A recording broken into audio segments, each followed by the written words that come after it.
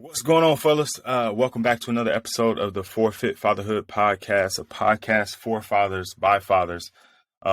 We talk about the four pillars of fatherhood, which is faith, family, finance, and fitness. This may be one of the last solo full episodes because we got those interviews coming, man. I've been sitting down with some great brothers, kind of going over their family dynamic, their journey into fatherhood. Some of the amazing things that they're doing going forward and things that they've done in the past. And hopefully we've got some gems for you guys. I feel like they brought it, the fellas brought it, but I'm excited to share those with you. But until then, right, you got just me. So here's the deal. I was looking at something and I posted actually the other day a video of LeBron and KD riding in the car. And this is from like 4, 5, 6, 7 years ago. I don't know. It's a while ago, right? I feel like LeBron and KD been looking exact same for like the last 10 years. But anyway, where KD, Mr. Mom is the real MVP. He asked LeBron, just a kid from Akron, about being a father, how he's able to be a better father and a better husband every day, right? And LeBron's response is becoming quote unquote the man of the household at 5 years old. His father, wasn't around, wasn't present. Imagine that, right? Your son grows up to be LeBron James and you weren't around, you weren't present. He has no connection to you and you don't get to take part in all that. Like, there's probably a sense of pride to it if LeBron's dad has any, awareness or consciousness, like, damn, man, look what my son has accomplished, regardless of whether I was there or not. There's got to be some sense of pride of like, look at my bloodline, look what we created. There's some tall ass dude who boned out on his kid is like somewhere secretly like proud and telling his homies like, yo, that's my son. And they're like, yeah, right, man. Some dude in the barbershop like, yo, I'm LeBron James' daddy. And they're like, yeah, right, fuck out of here. But that's probably the case.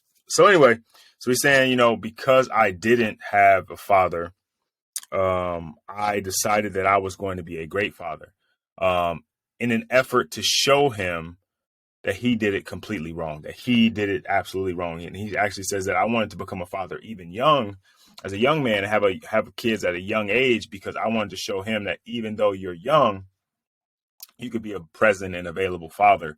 Now, obviously, LeBron has the financial means and has had the financial means to be a provider for his children.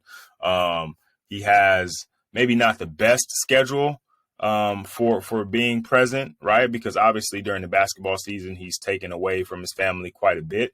But then there is that part of the year where he's not in season and he's home probably most of the day, obviously doing some different things business wise. LeBron isn't just sitting at the crib. He's doing some different things athletically as well, but a little bit more free time in different parts of the year than you or I probably have. But he was still very aware of his ability to be a father despite all of that, right? Or because of all of that, right? And because his father wasn't around, he decided that he was going to be the best possible father he could be in order to prove to his father, wherever he is, that this is possible. And then to prove to himself to be the father that little LeBron needed, right? Which I think is the case for a lot of guys that I talk to, whose fathers maybe weren't around or were around, but were always working, or who, weren't emotionally available. Well, maybe they were physically available, but not emotionally available, or they weren't physically available, but they were, whatever, right? Some form of absenteeism. And then fathers go hard, as men, right? We go hard, right? We're going to go to the max. So I didn't have a dad. I'm going to be super dad, right? We put that pressure and that strain and that stress on us because we have to break the curse, right? Break the cycle. I'm going to be super dad. And that makes being a father a bit more difficult, right? Like if I'm going into being a father with the pressure of I have to be the best possible dad I had to be best dad in the world, because my dad wasn't, and I don't want to be anything like, I hate him. I don't want to be anything like him.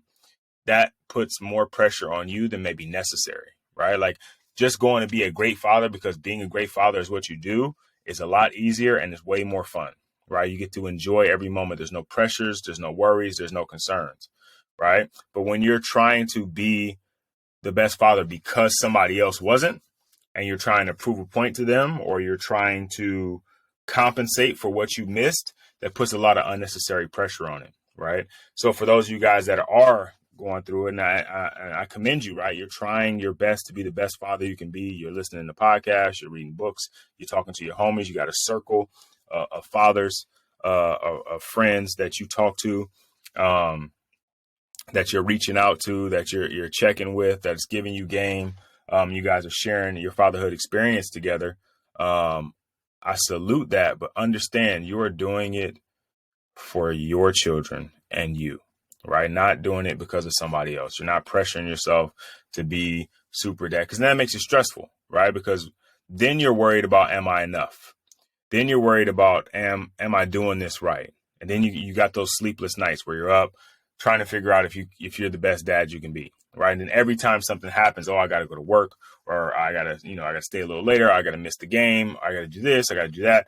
Then that compounds and it weighs on you, right? And it pushes you away from where you want to be. It makes fatherhood more tedious than enjoyable, right? And so we want to try to avoid that. But back to LeBron. So this episode is a little bit about some of the things that I've seen or heard or read from LeBron, and I love Bron. Bron is dope. Like I really enjoy his fatherhood of his children. I really enjoy him as a person in general. I don't know him obviously, but just what you get to see from the media, what you get to hear from him in regards to his family, I think is really special, and it's something that we can all kind of not aspire to, but look at and be like, okay, that's dope, right? But a few years ago, he had a post that he wrote about his father, right? And obviously, it still bothers. Like the father wound isn't a forever wound, right? Like you can heal it to some degree, right? You can never really fill it up, though, right? You can't really fill that cup. That cup kind of stays empty. You may put a top over it. You may cover it up with a Band-Aid, but that wound kind of still stays there. And you can work on it, go to therapy, and you feel better about it, but it's still there, right? All right, so here's the post. So, like, wow, Dad, you know what? I don't know you. I have no idea who you are, but because of you is part of the reason who I am today. The fuel that I use, not you not being there, it's part of the reason I grew up to become who I am. It's part of the reason why I want to be hands-on with my endeavors. So me in a position, allowing people around me to grow, that maybe wouldn't have happened if two parents, two sisters, a dog, and a picket fence, So here is the topic of the podcast. You can be you because of him and also in spite of him, right? Like you learn, and this is what I hear from a lot of guys, and I kind of, like I've mentioned before, my stepdad was a hardworking dude. He worked overtime. I barely ever saw him.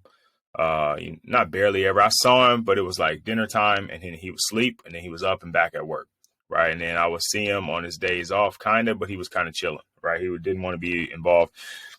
He'd go outside, he'd work out for a few hours, and then he would sleep and get ready to go back again, right? There was probably years where he didn't have days off. Like he was working overtime. Like he was trying to work as much overtime because my mom was on disability. She got injured on the job and couldn't go back to work. So he was, carrying the load. So seeing that, right, it definitely gets you to a point where as a young man, you go, okay, it's my responsibility to take care of my family. It's my responsibility to make sure that I am doing what I need to do to make sure my family eats, right? On the same side, right? It's a coin, right? On one side of the coin, it's like work, take care of your family, be a provider. On the other side of the coin, it's like as a dad, you're never around, you're never available, you don't have conversations, you don't talk about things, right? And I felt like definitely, and I know I've worked 14, 16-hour days. Like I know how tired you are, but I felt like now, and then I didn't care, right? Because he was my dad, but he wasn't my dad. He's my stepdad, and I respected him 100%. But Did I really need him to have those conversations with me? I didn't really care at that point, right? But now looking back at it, I'm like, dang, man, you was the guy in the household. We could have had all these conversations, even in the like 10, 15 minutes that you were awake. We could have talked about something. You could have dropped a gem on me. Hey, this is what this is. This is what that is. These are the birds and these are the bees. You know what I mean? Like any one of those conversations could have been dope. But they just didn't happen, right? And for 10 years or like 15 years, maybe, we didn't have one real, like us, me and him, sit down conversation. I was in the room where he was talking to other people. I was at the dinner table. He was talking to my mom, and he may have, directly said some things to me, but nothing like that gave me any real game. I'm just gonna keep it real. Like, and I loved him, and he was great, and he was, he was there, and he was the father figure, and he did all that stuff.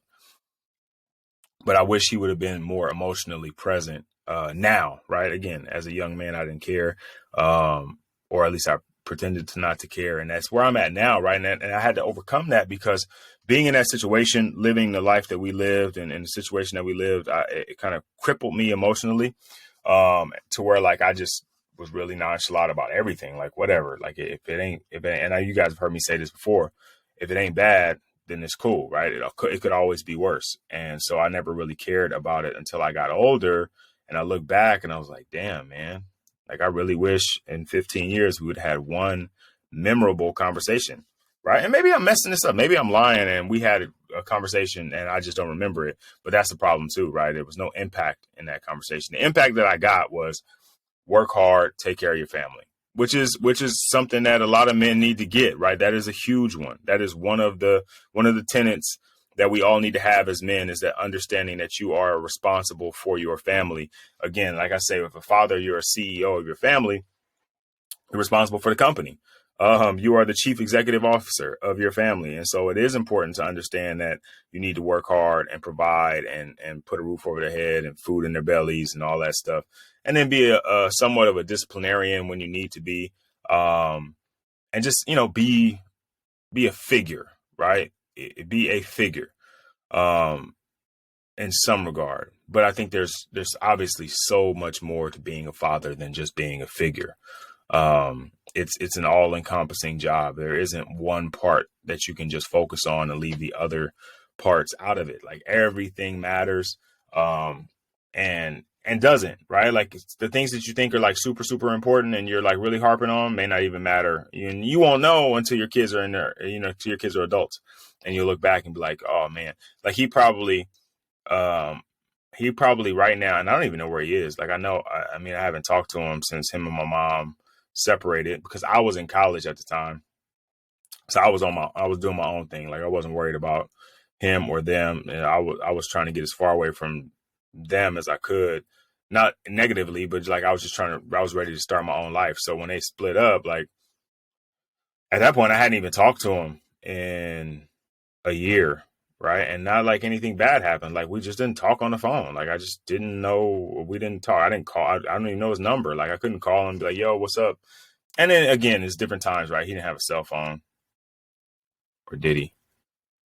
That's crazy, right? I don't even know. I think he did. By the time they split up, he had a phone. She had a phone because I remember calling her on her phone. So he had to have a phone, right? It was one of them situations where if he had one, she had one, she had one, he had one. But I didn't even know the number, right? And that's weird in itself, but it is what it is. So I couldn't even call them. I guess I could ask for the number, but who I'm gonna ask my mom, who was just getting a divorce from him, like, yo, can I get his phone number to call him? Like she would have been, in her feelings about that. But anyway, so I haven't talked to him since then. I still talk to my sisters, his daughters, or at least one of them anyway. And I check in, how's he doing or whatever, but I still haven't called him. And maybe I should, right? I've talked about this before. Maybe I should call him and see what's going on, see how he's doing. And maybe ask him some of these hard questions and see if he's even receptive to answering it. But anyway, here's after reading LeBron's thing and seeing LeBron's thing, let me go back to the topic. I got off topic a little bit. So his absence showed you, or showed LeBron, or shows us the importance of your presence. My stepdad's absence emotionally shows me the importance of being emotionally available to my daughters. Right? Like I get for the period of time that my dad wasn't around, his physical absence shows me the importance of being present physically. You know what I mean? Like, and then with him and mom being split up and then joint custody, and I'm only getting to see him in the summer or every other weekend. It showed me how important it is to be physically present. So I have now an understanding as an adult, and that's why it was a really easy decision for me when I found out I was going to be a father, that I knew that I needed to be both physically and emotionally present for my family and for my children, because those were the two things that I felt like I missed from my father and my stepdad, right? And so their absence in those ways, and I might even say my stepdad was physically absent because he was at work most of the time, right? I went to school, I played football, and then, if he worked graveyard, I might not even see him at all. Like, he might leave and then come back while I'm asleep, right? So it'd be months where I might not see him. You know what I mean? So he was probably also physically absent, right? And then my dad, not by no, because of court orders, I saw him every 2 weeks. So there was it was one of those situations where I wasn't in a single parent household, but I was, right? Like, I was raised by my mother with the help of my father and my stepfather. And I'm not saying that negatively, and I hope that, my dad or my family hears this and they're like, oh man, that's shit what you said about your dad. But that's not what I'm saying. What I'm saying is because of the situation, they were not able to be there completely, right? Which is something that, because I experienced it, I try to be there completely for my children, right? Like, I want to be physically present, which is why I left my corporate job, because I was working 16-hour days, right? Like, I was gone all day. I wasn't available. Schedule didn't work out. I didn't get to see them until the weekend. And then when on the weekend, stuff started coming up, right? Because of that, I was tired, stressed out, emotionally, not where I needed to be. And so I noticed myself not being present in the ways that I knew I needed to be. So I had to step back. But again, your father's absence in whatever way, right? In whatever way has shown you how you need to show up, right? And so we have to, like I said, the fatherhood wound, we won't ever completely fill in. We can cover it up, we can stitch it, and over time it'll start to kind of, we lose connection to it, probably more so than anything else. But it's there, right? And it's something that we're always kind of aware of, and something we always have to kind of try to stay on top of. And for me, that was it. But because of that wound, I know what I need to do, right? It's like the first time you touch fire, right? Somebody tells you it's hot. You don't believe them. You touch it, boom, you burn your finger. Now you know for the rest of your life, like, that burn is there for however long it's there. Then it leaves. But the memory of the burn is still there, right? Like, the memory of how it felt, how it looked, the time period you had that blister on your finger, the pain you experienced, it's still there. And it's the same, like would say, like the fatherhood wound. You may heal from it, but the memory of it is still there. The physical sensation, the smell, all of the senses of that wound are still there. And you spend the rest of your life, whether you want to or not, avoiding that wound, either causing it or going back to it, right? Just like, again, with fire, if I touch the fire, I get burned, I got the burn, but it heals with time, gets better. But I spend the rest of my life trying not to put my hand back into the fire, right? And when I have kids, I tell them, hey, that fire is hot, because I don't want that wound for them. And that's kind of how fatherhood is when you have some type of absenteeism in your fatherhood journey, right? If you're not physically present, emotionally present, then that wound is created, and you spend the rest of your life either trying to close yours and stay away from it, or trying to prevent your kids from having it, right? And that's kind of where we are. But that's a good thing, right? Because if you didn't know that fire was hot and you let your kids walk in the fire, how much worse would you feel about them being burned, right? Because you know how that affected you, you know you can protect them from it. And as I said before, we're protectors, we're providers, right? So if I know I can protect you from it, right? I'm like a tour guide. I've been this way before. I can point you in the direction of the things that you need to see, right? All of the beautiful things. Obviously, I want you to explore some of this on your own and have your own experiences. But I can tell you, hey, over to the right, there's a cliff there. Don't go too far. Hey, right up in front of us, there's a pit of quicksand, but there's a rope. Grab that rope and swing over the top of it, right? That's the beauty of being present. That's the beauty of going through it and still being present, as opposed to going through it and then being like, yo, I never had a dad. I don't know how to be a dad. I'm just going, you know what I mean? I'm not going to be present. I'm not going to do what I'm supposed to do. And I think that happens a lot too, right? There's two sides to it. And there's probably more. There's definitely more ways that this happens, right? There's like, my dad wasn't there in the way I needed him to be there. So I'm going to over the top be there in the way that I need to be there, right? And then there's, my dad wasn't there the way I needed to be there. And I use that as an excuse for me also not being there because I don't know how to do it. It's too tough, whatever. I got to get out, right? And that happens. And that's obviously not something that we want to do. But the second part, okay, so his absence shows you how important your presence is. I think a lot of times we talk about generational wealth, right? As a father, we want to, our generations, and we talk about our kids and our kids, right? We want to try to talk generational wealth. We want to leave money to them. We want to leave homes to them. We want to leave wealth to them, right? Because in our life, wealth was maybe not lent to us. I know in the Black community, we are just getting the ground under our feet. So it is, leaving wealth to the next generation is huge, right? Because we are only a few generations away from not having anything at all, right? And a lot of us are still coming into this world or coming into adulthood and being left nothing, right? So it's really big for us to have generational wealth. But the first thing that I think we have to give in that generational wealth, the wealth that we have to give is not just money. It's not just houses and cars and bank accounts, right?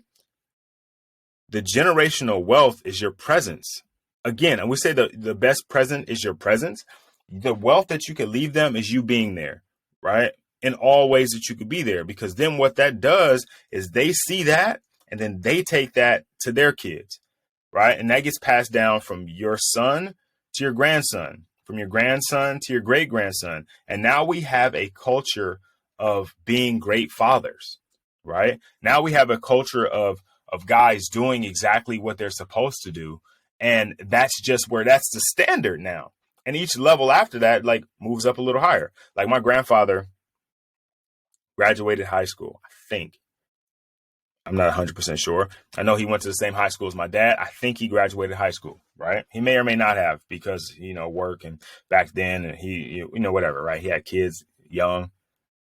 I'm pretty sure he graduated high school, got a job, right? My dad graduated high school, went to a JC, community college, got his AA. I went to high school, graduated, went to a community college, graduated, went to a 4-year school, graduated, right? So now I've taken it to the next level. And in fact, I was like, yo, I'm going to one up this thing. I'm going to go get my master's. I got master's, graduated. Now what I'm leaving for my children is, hey, there's postgraduate education in our family, right? We know it's a possibility. Let's go get ours, right? And maybe they choose not to do that, right? But they understand that there's a level, there's a possibility. They can talk to someone who's done it before. They can see a trajectory, right? Well, if you never see it, you don't know it's possible, right? Like my dad doesn't go to college, 2 years of college and get his associate degree. He can't tell me, he can tell me, but he can't really tell me what college is like or what I should do after high school, because in his mind, like I'm doing a good job taking care of you and raising, my kids and providing off a high school diploma like his dad did. So you can do it. You don't have to go to school. Look at me. Right. So then when he goes to school now, he's like, yo, I went to college. And he used to tell me this all the time. I went to college. Like, the least you could do is go to a 2-year school. Right. And I went to a 2-year school because of my scholarship situation. But it was like, the least you can do is go to a 2-year school. Right. Okay. If that's the floor now. Right. So I got to do that. I got to at least get on the floor. Right. Now that I'm on the floor, I'm trying to hit the ceiling. Right. And that's what the real generational wealth is like being present and available and being the father that you can be, the best possible father you can be. Now sets the standard for your children to expect that of themselves. Now, if they get that, and we talked about the stats before, done the fatherhood by the stats before, and we understand that when fathers aren't present in the household, what that means for children: higher crime rates, higher suicide rates, higher poverty rates, all the negative things you can think of in society are associated with a parent not being involved. A lot of times it's a father not being involved, right? Higher incarceration rates, all these things, right? So if we can start there, right, and we're present, all of a sudden our kids don't go to jail. Our kids aren't poor. Our kids aren't getting sick from hereditary diseases as often because we're there. We're taking care of our bodies. We're teaching them how to take care of their bodies. We're there. We're not in jail, so they don't go, oh, I got to go to, my dad went to jail. I go to jail, right? We're there and we're providing love and happiness, and we're showing them a happy relationship with their wife. With their mother and our wife. Now they go into their relationships and they have happy, healthy relationships, and happy, healthy relationships. Parents earn more, right? So now we have the ability to leave some wealth to our children. That's where generational wealth comes in. It's not about one single person in the family. And who is this? Ed Milet. Ed Milet says every family has the one, right? Every wealthy family that you can think of has the one, right? They have that one person who decided that we are not going to be poor anymore, and they went out and they worked their ass off, and or created something or did something, and boom, from then on, their family was successful. But I would argue that one, even though they did the work, did not carry that by themselves. That one typically had another person that they kept together, and then they build from there, right? That one, if you are the father that changes the kind of trajectory of fatherhood in your life, like your dad wasn't there, your dad's dad wasn't there, that kind of thing.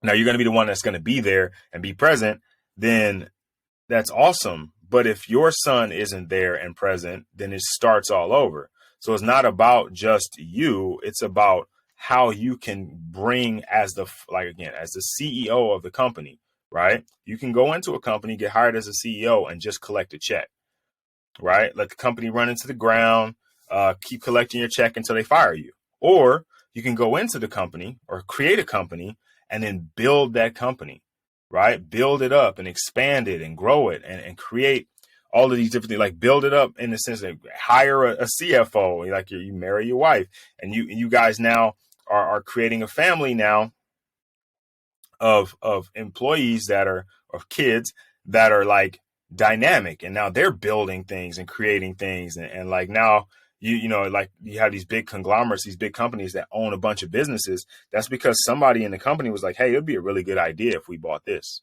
we added this to it. Like Facebook was Facebook, and then they were like, yo, let's go buy Instagram, right?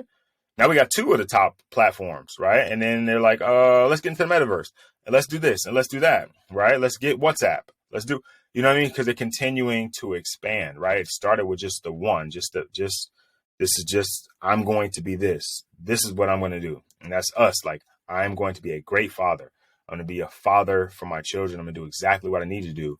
And I understand that in order for me to do that, part of me doing that is I got to have a really good partner, right? Got to have a really good partner, or else it's going to be difficult for me, right? Like for my father, I'm sure he decided, because his father was not really there.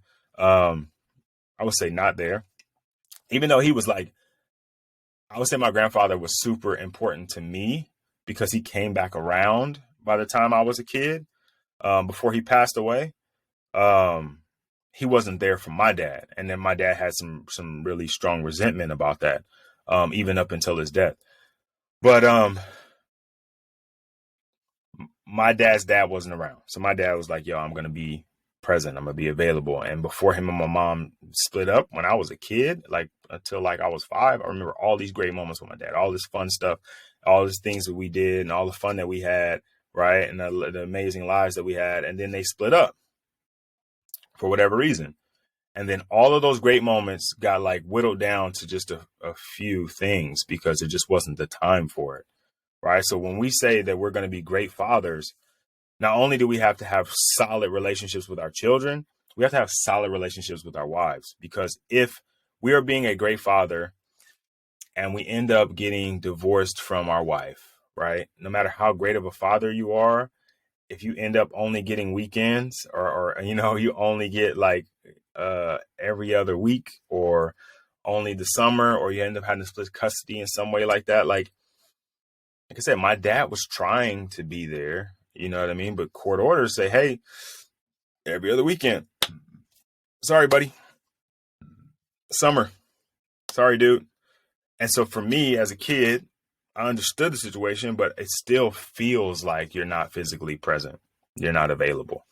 You're not there when I need you. When something happens, I can't run home and talk to you about it.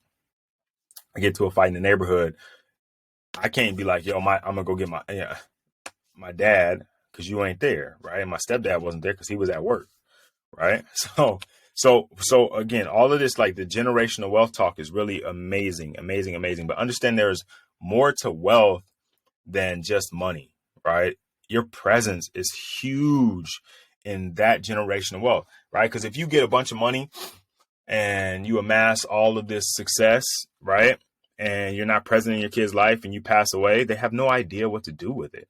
You didn't get to have those conversations with them on how to manage money or how to build an empire or how to flip these houses or how to do this thing, right? You didn't get to spend the time with them. You weren't physically present. So while you're building your empire, make sure you're building your family at the same time, because generational wealth is typically what we consider generational wealth, typically gone in 3 generations or less, because the people who are building it are working their ass off and working so hard that they're not physically and emotionally present in most cases. So when it gets passed down to the next generation, they have no idea what to do. And so they start blowing through it. And then by the time it gets to their kids, they definitely don't know what to do because the person ahead of them didn't know what to do. So now it's all gone. So while we're working hard to build up our business, to build up our generational wealth, we have to understand that generational wealth refers typically to like any kind of asset that a family passes on to the next generation, from their children to their grandchildren and so on and so forth. Fatherhood is wealth. Obviously, I'm going to say that because this is a fatherhood podcast, but fatherhood is wealth. If you want to pass down generational wealth, you have to start with the father. If the father is the head of the household, if he is the center of the cell, this family cell, and he's not good, the whole cell is not good, right? Like if you understand cells, the nucleus of the cell dies, right? And really, honestly, all these parts, the nucleus, the endoplasmic reticulum, the mitochondria, all these things are super important within the family and within that cell, right? But if the nucleus, the center of the cell, dies, that's it, right? That is it. That's all. So if we're trying to build a super solid family and leave generational wealth, and we want to be the one who breaks the generational curses, then you can't be that on your own. You're going to have to be the best version of you can be as a father. And then you're going to have to be the best version of you can be with your significant other, your wife or your partner, because one may start it, but one can't keep it. Right? You may be the father that stops it, right? Your dad wasn't around, his dad wasn't around, his dad's dad wasn't around, but now you're around, you're present, you're available, you're emotionally, physically, mentally, all those things, right? And you give your kid that, right? Then your kid goes out and has kids and he isn't that. That's it, right? Like that's it.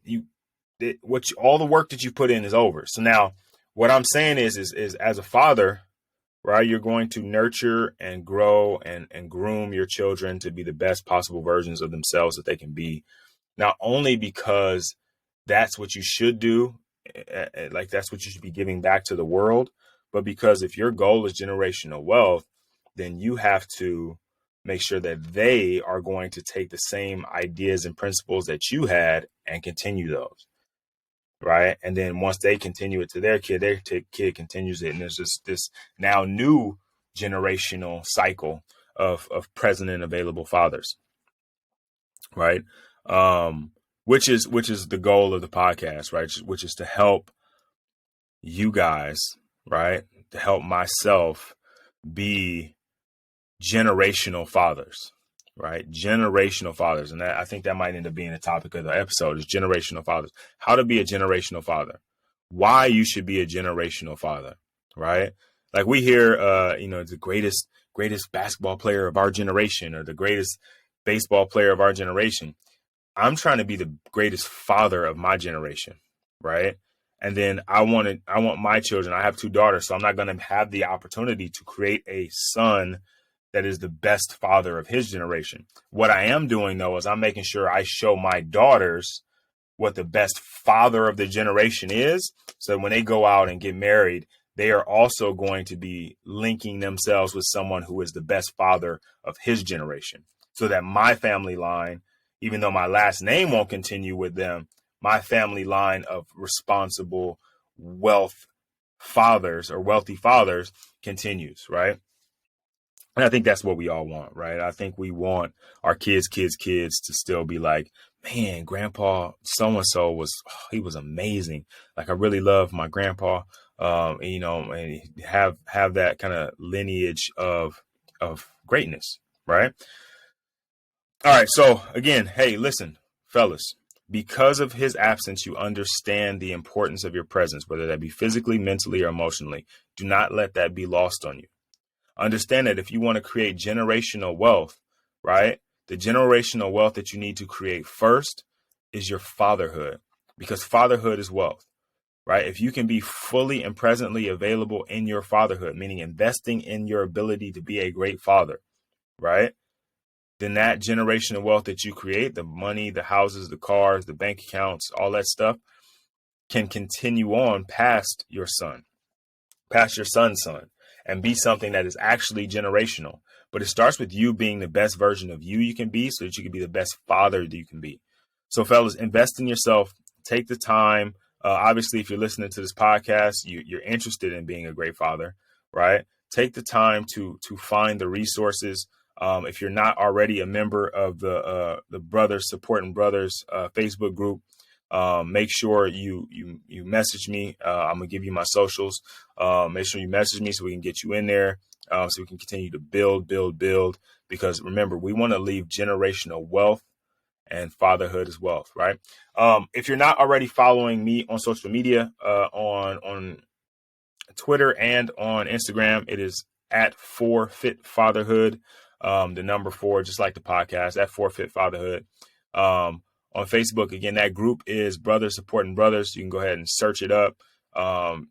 Try to add, and I'll check you out, add you in. You need to be a father, obviously. Married is one of the questions. You don't have to be married. Obviously, a lot of us are in and out of relationship. So that's one of the questions, because it's a qualifying question. But the real qualification is, are you a father? Yeah. So, and then if you have questions, right, you can always email me at forfeitfatherhood@gmail.com. And I'm super excited. Like I said, this is going to be one of the last, other than the 5-minute fatherhoods, one of the last solo episodes for a little while. We're going to go to a interview format, because I've been interviewing some dope dads, and I'm really excited to share that information. So we get to hear that. But that is it for now, fellas. I'm going to sign off, and I'm excited for next week's episode. I got a really special guest, a guy that's really getting it done in several ways, but also as a father, a fellow girl dad like myself. And I'm excited for it, man. So you guys stay tuned. Make sure you like, subscribe, share it with your fatherhood circle. Share it on your social media, all that, man, all that. So peace out, fathers. Have a great day.